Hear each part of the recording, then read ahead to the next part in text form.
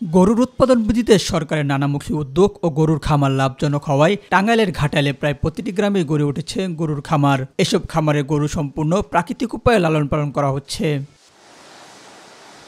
প্রাকৃতিক উপায়ে মোটা তাজা করা দেশীয় জাতের গরুর চাহিদা বেশি থাকায় হাটে নেওয়ার পরপরই বিক্রি হয়ে যায় এসব গরু। স্থানীয় চাহিদা মিটিয়ে এসব খামারের গরু অন্যান্য জেলার গরুর হাটগুলোতেও যাওয়ার জন্য প্রস্তুত।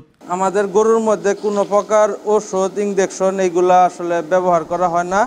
তবে প্রতি বছরই আমাদের অনেক গরু বিক্রি করা হয়। এবারও মোটামুটি ২০-৩০টার মতো গরু আছে। আমরা কিছু গরু লালন পালন করতেছি, প্রাকৃতিক খাদ্য খাওয়াইয়া, ক্ষেতের ঘাস খাওয়াইয়া, কোনো মেডিসিন খাওয়া হয় না।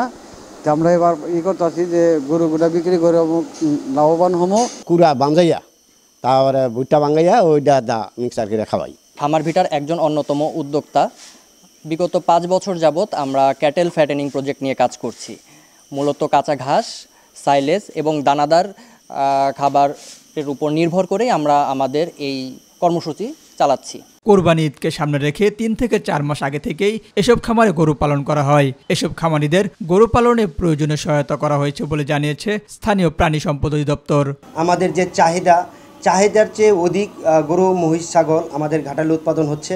আমরা আশা করি ঘাটালের চাহিদা পূরণ করার পাশাপাশি আমরা পার্শ্ববর্তী উপজেলাতেও আমরা ঘাটাল থেকে কুরবানির যোগ্য গরু, মহিষ, ছাগল আমরা দিতে পারবো। কুরবানির পশুর হাটগুলোতে বিদেশি গরুর আমদানি না হলে এসব ক্ষুদ্র খামারিরা অধিক লাভবান হবেন বলে মনে করেন সংশ্লিষ্টরা।